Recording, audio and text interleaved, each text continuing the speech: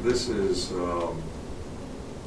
my 10th A-Day, and nobody here ever thought that I would be here for a 10th A-Day. If I could get you guys to tell the truth, which would probably be difficult.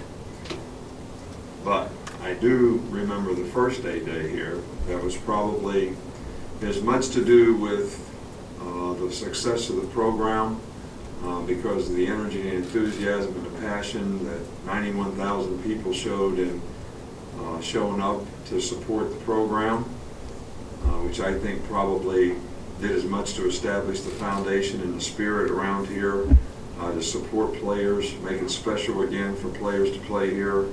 It certainly was special for Terry and I, who had been beat up a lot about coming here to start with. And it certainly did a lot to make us feel very welcome and at home, which 10 years later we still feel very welcome, very at home, and very supported by a lot of people.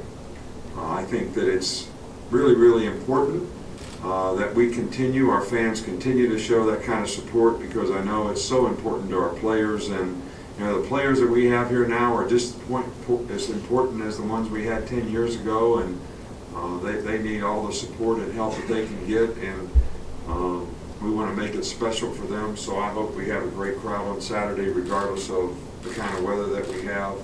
This is a great event. I know a lot of our players, former players, are coming back.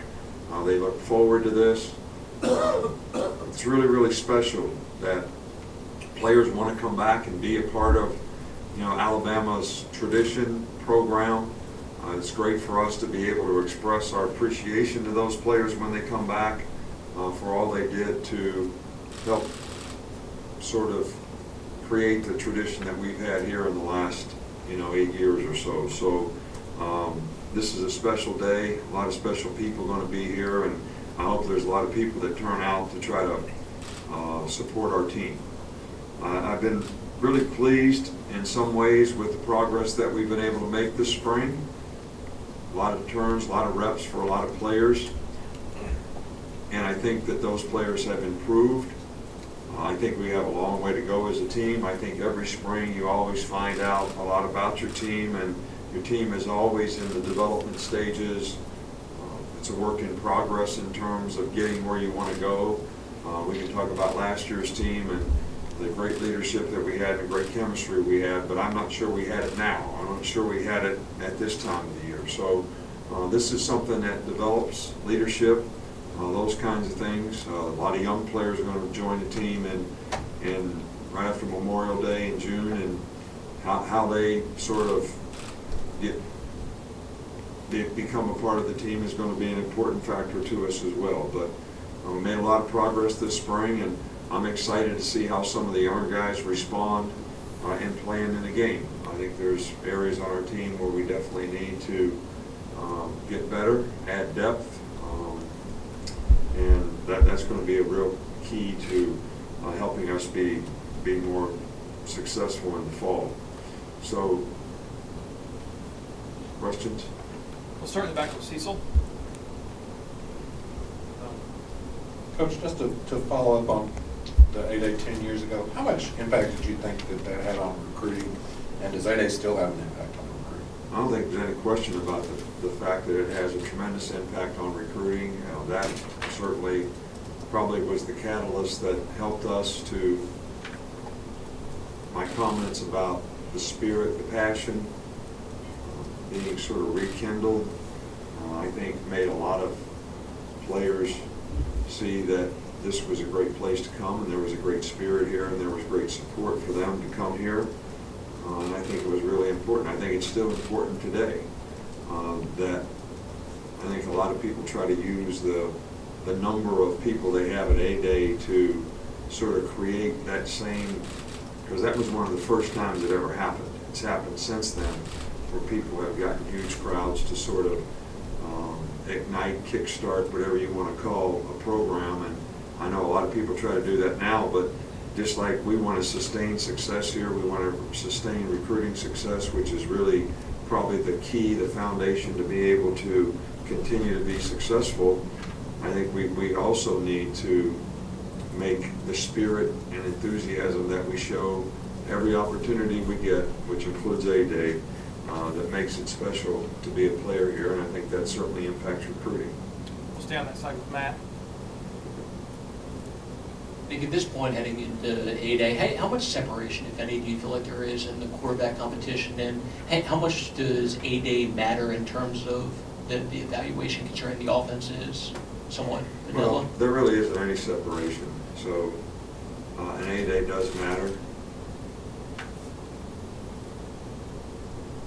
I mean, I think how a guy goes out there and plays in a real game-like situation, because we'll have, you know, the first team will be playing against the first team, and the second team will be playing against the second team, so it'll be pretty equal competition for each player, and they're all going to have a lot of opportunities, and I think how they handle and manage that situation is really, really important. How they manage the game, as well as the decision-making and execution that they have to have success and move the team, which is ultimately the goal, I think, for the offense, and the quarterback has a big part of that.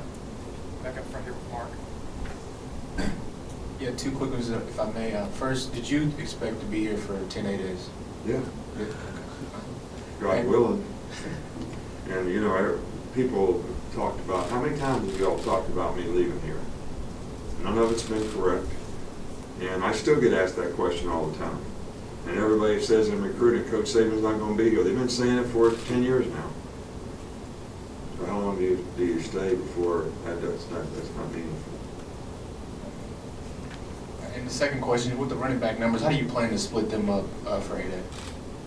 I'm going to answer your question like you just answered mine.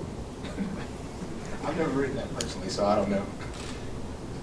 I'm sorry, what did you just ask? With the running backs, how do you plan to split those guys up for A-Day? They're split. One guy's on one team and one guy's on the other, and so they both get lots of opportunities. We don't have a lot of depth at the position, so some other guys will get a chance to play too, and it'll be interesting to see how they respond.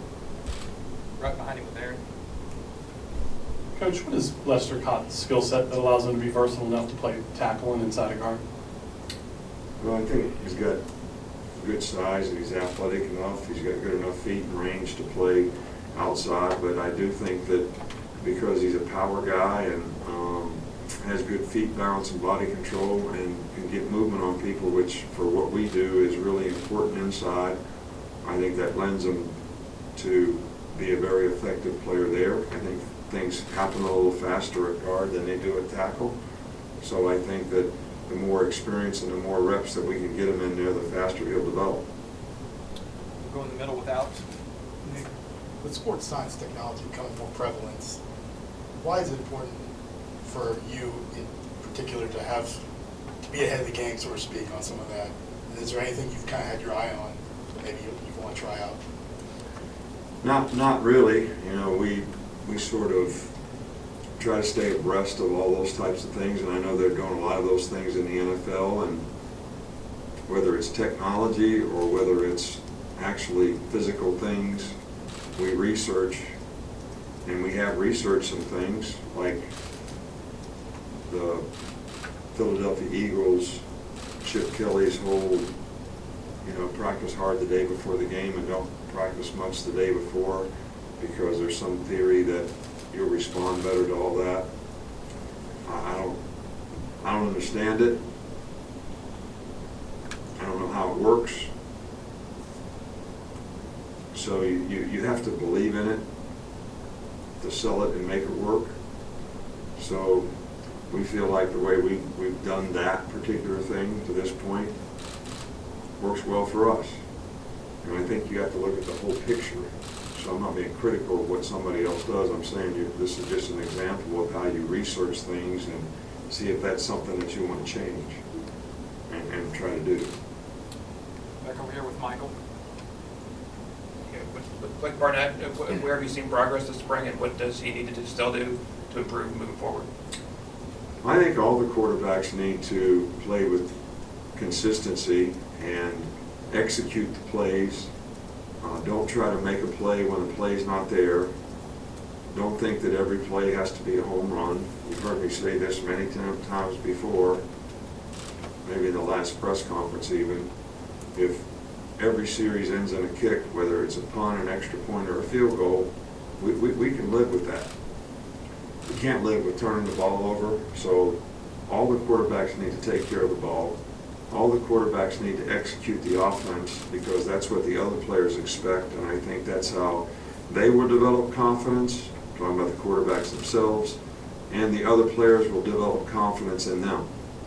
But I think the biggest thing that all these quarterbacks need to do is that they need to win their teammates, that they need to show that they can do those things on a consistent basis, because once you do that, then you can become the kind of leader you need to really impact the other players on offense and develop the kind of chemistry that you need to develop. And I know a lot of folks here have said for the last 3 years that, well, you have to have started by here or there or as soon as possible. But if you don't name the right guy the starter, and he doesn't really do that, then I don't think you really, whether you name him or not, you really don't have one. So somebody's got to win the job, and I can't force it to happen, and they're going to have to do it on the field. Last one right here with Dwayne. Coach, just on the inside linebacker, how is it looking opposite of Foster? You got Hamilton, you got Evans. How is that looking? Sean Dion has done a nice job. He's very smart, does the right thing, doesn't make a lot of mental errors. Rashaan Evans is certainly learning and growing every day. I think that it'll be really important that we get him a lot of reps so that he can continue to do that. I think in the last scrimmage, he probably had a little overload and made more mistakes than we would like, but I think you've got to be able to stay focused on that particular call and that particular play. You can't get frustrated in the game when you make a mistake, and that's part of being a good competitor. You got to have enough mental toughness to overcome adversity. Sometimes young guys that are great competitors, which Rashaan is, gets a little too frustrated with himself, and that affects him sometimes. And I think that was a good learning experience for him in the last scrimmage, and hopefully he'll be able to carry into this next scrimmage a little more efficiency in his consistency. Thanks, Coach. All right, thank you guys. Good.